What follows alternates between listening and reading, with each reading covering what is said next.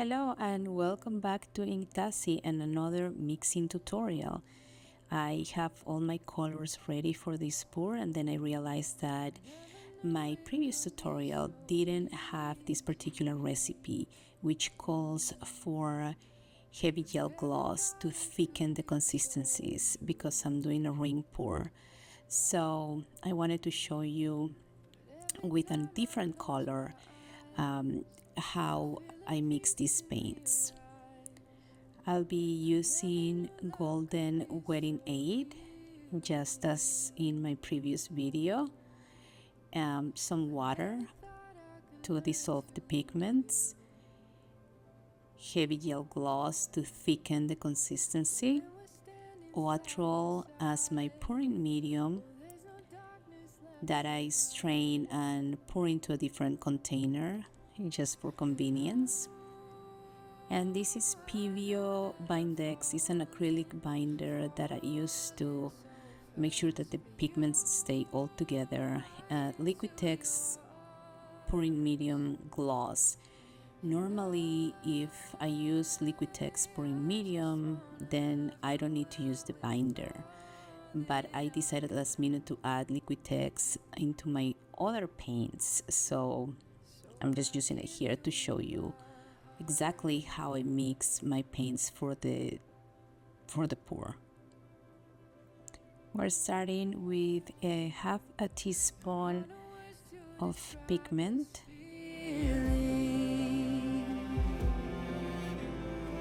of what it means to now be one.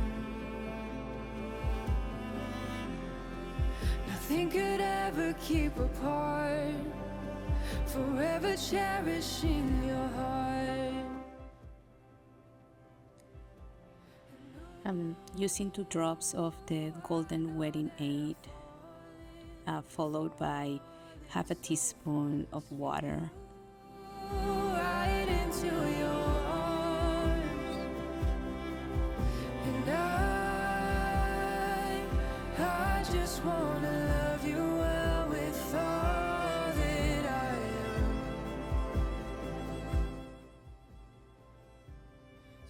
It takes a bit of effort and time to get all the pigments wet, and it has to be done slowly to make sure that every single pigment is covered and it dissolves nicely. I know that I'm falling so fast for you, right into your arms. So I give you I know that I'm falling so fast for you, right into your arms. And now I'll be adding 1 teaspoon of the heavy gel gloss. If you were to pour this gel gloss into a ready mixed container, you'll realize that it will never get mixed. You'll be mixing until the end of times. The heavy gel gloss creates lumps when mixed with anything of liquid consistency.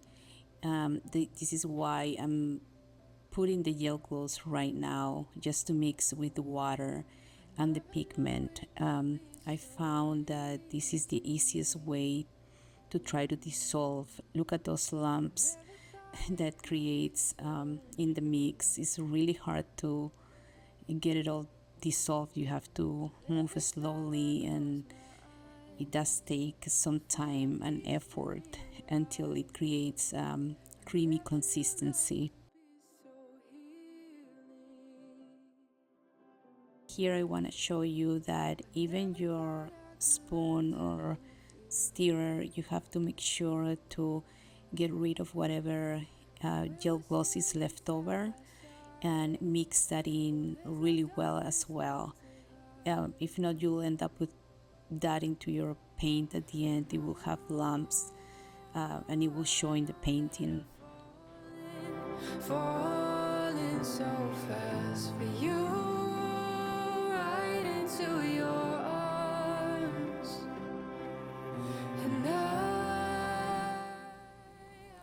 And now the mix is ready for the binder, and I'm just adding a half a teaspoon. At the time when I was mixing my green paints, I didn't know that I was gonna put in the liquid text at the end. This is why I use the binder, but if you are planning on using an art grade pouring medium, I wouldn't advise you to use the binder. I only use the binder if I use float roll or oat roll just as my pouring medium. But again, here I'm just repeating exactly what I did with my green paints for the ring pour, just to show you how I did it and the recipe. It doesn't really matter, it doesn't affect the paint at the end, it's just extra material that you don't need. And here we have a consistency of a thick acrylic paint. This is very similar to the consistency of Arteza paints, the metallic colors. And I'm just adding 2 tablespoons of oat here to get it to the right consistency for the ring pour, plus the 1 tablespoon of liquid text at the end, and this will be mixed and it will have the perfect consistency for my pour. So I give you my hand. Ooh,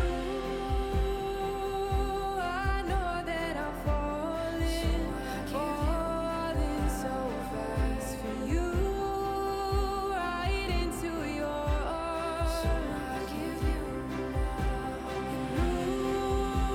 Ooh, I know that I'm falling so fast for you.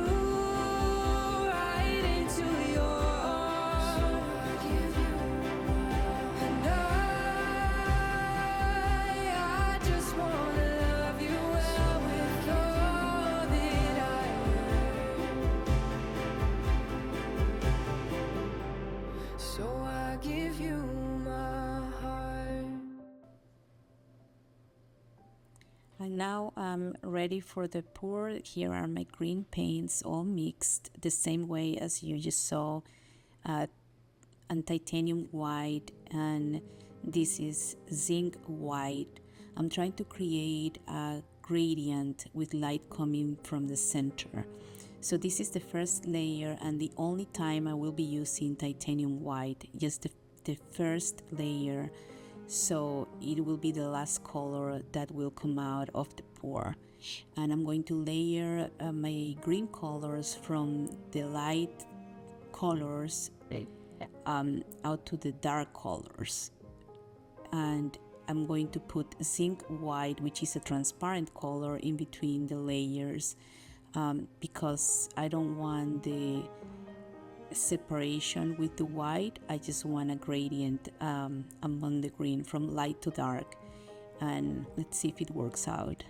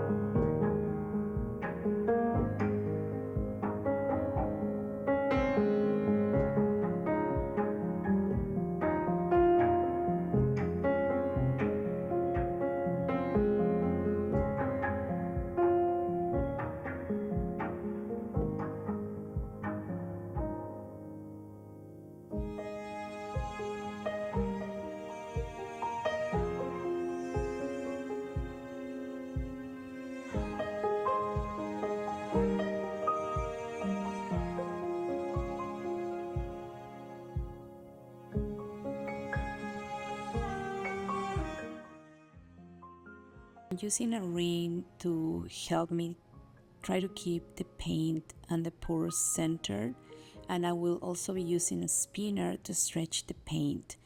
I want to try to aim at the center of that circle and hopefully the white and the light will remain in the middle of the canvas.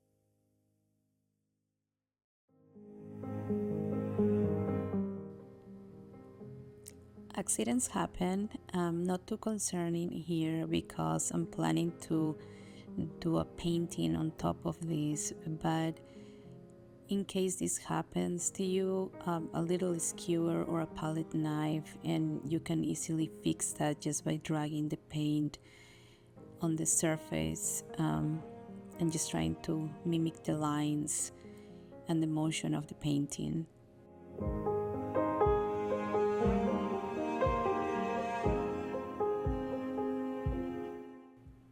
And now I'm just carefully removing the ring. Be careful, sometimes it makes a bubble at the bottom, normally bursts on its own.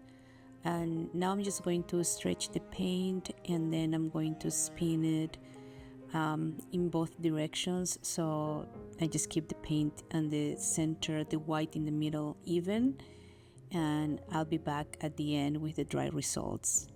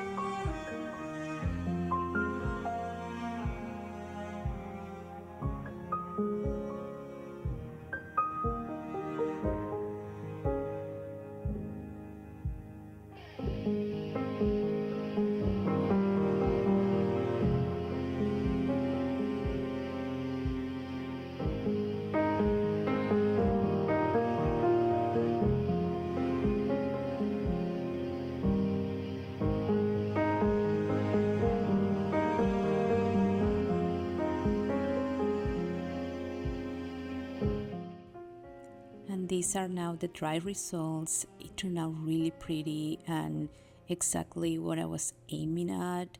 The light in the center and the gradient and the definition going outward. The pigments give this painting a really pretty subtle shine without overpowering the composition. I'm planning on doing a painting on top of it that I've had in my head for a while. I hope this video was helpful and that you found something that you can use on your own creations. Have a wonderful and creative week.